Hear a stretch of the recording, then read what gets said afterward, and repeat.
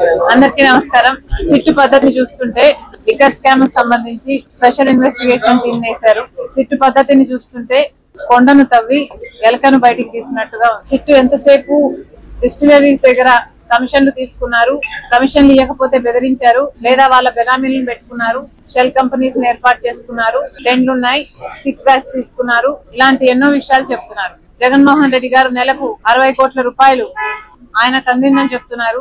3500 కోట్ల రూపాయలు అవినీతి జరిగిందని చెప్తున్నారు. కానీ ఆంధ్ర రాష్ట్రంలో జరిగిన మద్యం స్కామ్ కేవలం అంతకే పరిమితం కాదు. ఆంధ్ర రాష్ట్రంలో మద్యం స్కామ్ జరిగింది. అది డిస్టిలరీస్ మ్యానుఫ్యాక్చరింగ్ దగ్గర నుంచి ఆఖరి కన్స్యూమర్ సేల్స్ వరకు కూడా ఈ అవినీతి జరిగింది అన్నది చాలా స్పష్టంగా అర్థమవుతుంది. ఎందుకంటే అసలు ఎక్కడా లేని విధంగా, ప్రపంచంలో ఎక్కడా లేని విధంగా ఈ డిజిటల్ యుగంలో కూడా ఓన్లీ క్యాష్ పద్ధతుల్లో అమ్మకాలు జరిపింది కేవలం ఒక్క ఆంధ్ర రాష్ట్రంలో మాత్రమే అనుకుంటా.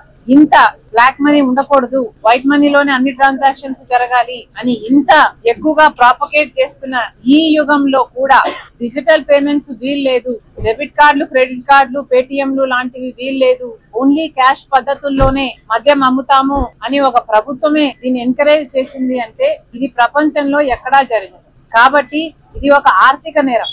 ఇది అంతకంటే పెద్ద నేరం. 3500 కోట్ల రూపాయలు కమిషన్లు తీసుకున్నారు అని మీరు చెప్తున్నారు. కానీ అంతకంటే పెద్ద నేరం ఏమిటంటే ఓన్లీ క్యాష్ పద్ధతుల్లో మద్యం అమ్మకాలు జరిగాయి అంటే నాన్ డ్యూటీ పేడ్ లిక్కర్ కోసమే ఇదంతా జరిగింది. డ్యూటీని ఎగ్గొట్టడానికి నాన్ డ్యూటీ పేడ్ లిక్కర్ ని ప్రోత్సహిస్తేనే వాళ్ళకు ముడుపులు వస్తాయి. కాబట్టి క్యాష్ పద్ధతుల్లో ట్రాన్సాక్షన్స్ జరగాలి అన్న మాట చాలా స్పష్టంగా కనిపిస్తుంది. కాబట్టి ఎంక్వైరీ జరగాలి అంటే దాని మీద జరగాలి. వైసీపీ 5 సంవత్సరాలలో లిక్కర్ విధానంలో అమ్మడం జరిగింది. కేవలం 614 కోట్ల రూపాయలు మాత్రమే డిజిటల్ పేమెంట్ రూపంలో చేశారు. మిగతాది అంతా అన్అకౌంటెడ్ ఫార్ అంటే బ్లాక్ లో, క్యాష్ లో జరిగింది. దాని గురించి తేల్చాల్సిన అవసరం ఎంతైనా.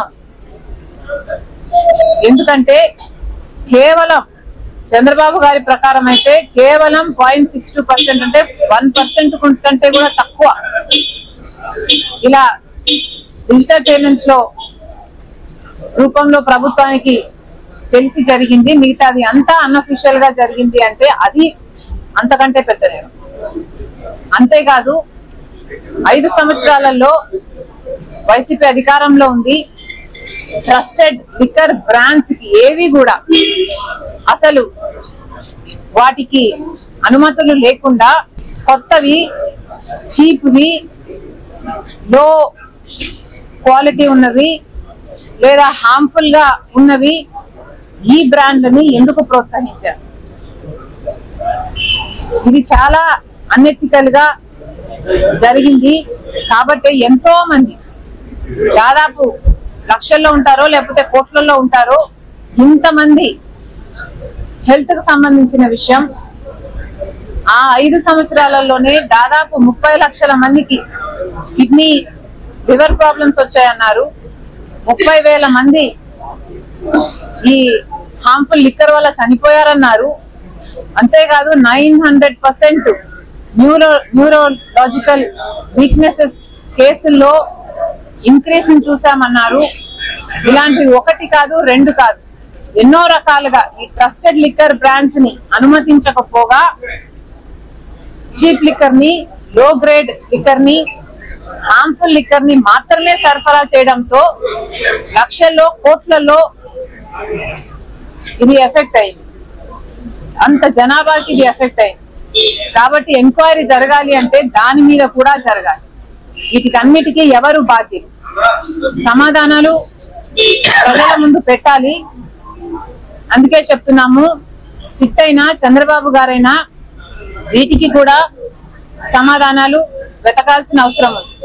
మీరు డిస్టర్బీస్ దగ్గర మొదలు పెట్టారు, బానే ఉంది.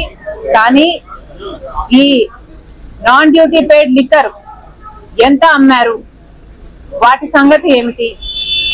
అసలు క్యాష్ పద్ధతుల్లో ఇలా అమ్మకాలు జరిగాయి అంటేనే దాంట్లో అవినీతి ఉంది.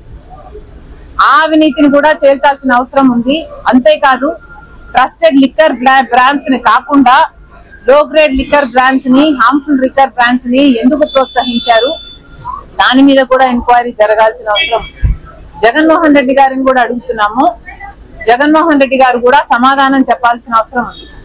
జగన్మోహన్ రెడ్డి గారు, అసెంబ్లీ జరుగుతుంది, on the floor of the house మీరు వెళ్ళి లిక్కర్ విషయంలో ఎందుకు మీ నిర్ణయాలు ఇలా ఉన్నాయో ప్రజలకు సమాధానం చెప్పాల్సిన బాధ్యత మీకు ఎంతైనా.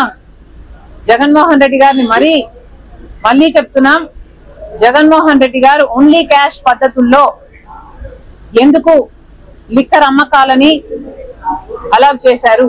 డిజిటల్ పేమెంట్స్ లేకుండా ఓన్లీ క్యాష్ పద్ధతుల్లో నాన్ డ్యూటీ పేడ్ లిక్కర్ కోసం కాకపోతే మీరు ఓన్లీ క్యాష్ పద్ధతుల్లో ఎందుకు అనుమతించారో జగన్మోహన్ రెడ్డి గారు సమాధానం చెప్పాలి. అంతేకాదు, ఇలా ట్రస్టెడ్ లిక్కర్ బ్రాండ్స్ ని కాకుండా లో గ్రేడ్ లిక్కర్ బ్రాండ్స్ కి ఎందుకు అలౌ చేశారో కూడా జగన్మోహన్ రెడ్డి గారు సమాధానం చెప్పాలి. జగన్మోహన్ రెడ్డి గారు ఎప్పుడు మాట్లాడినా చాలా పైపైన మాట్లాడతారు. తనకు ఎక్కడ కన్వీనియంట్ గా ఉంటే అక్కడ, ఏది కన్వీనియంట్ గా ఉంటే అది మాత్రమే చెప్తున్నారు. కానీ జగన్మోహన్ రెడ్డి గారు, మీ నుంచి ప్రజలు సూటిగా సమాధానాలు ఎక్స్పెక్ట్ చేస్తున్నారు. కానీ మీరు ఎప్పుడు దానిల గురించి మాట్లాడు. ఏ విషయంలోనైనా ఋషికొండను ఎందుకు కొరిగారు, వందల సంవత్సరాల నుంచి బంగారం లాంటి కొండను ఎందుకు కొరిగారు అంటే ఇప్పటి వరకు దాని మీద సమాధానం లేదు.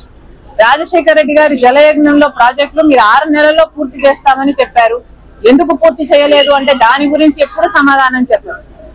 ఏ విషయమైనా సూటిగా సమాధానం చెప్పారు. అసలు వివేకానంద రెడ్డి గారి హత్య కేసులో అంత రక్తపు మడుగులు, అంత నరికి అక్కడ ఓ మనిషి పడుంటే సాక్షి దాన్ని హార్ట్ అటాక్ గా ఎందుకు చెప్పిందో ఇప్పటి వరకు జగన్మోహన్ రెడ్డి గారు సమాధానం చెప్పారు. అలా సమాధానం చెప్పాల్సిన పాయింట్ ను అవాయిడ్ చేసి చుట్టూతో మాట్లాడడం జగన్మోహన్ రెడ్డి గారికి అలవాటు. ఇప్పుడు మళ్ళీ చెప్తున్నాం, ఇప్పుడు సమాధానాలు కోరుకుంటున్న జనాలు రెండే విషయాల మీద మీరు సమాధానం చెప్పాల్సిన పాయింట్లు. ఓన్లీ క్యాష్ పద్ధతుల్లో ఎందుకు అమ్మారు, డిజిటల్ పద్ధతుల్లో ఎందుకు, డిజిటల్ పేమెంట్స్ ఎందుకు యాక్సెప్ట్ చేయలేదు, సమాధానం చెప్పండి. ట్రస్టెడ్ లిక్కర్ బ్రాండ్స్ ని కాదని లో గ్రేడ్ లిక్కర్ బ్రాండ్స్ కి ఎందుకు మీరు అనుమతి ఇచ్చారో జగన్మోహన్ రెడ్డి గారు సమాధానం చెప్పాలి.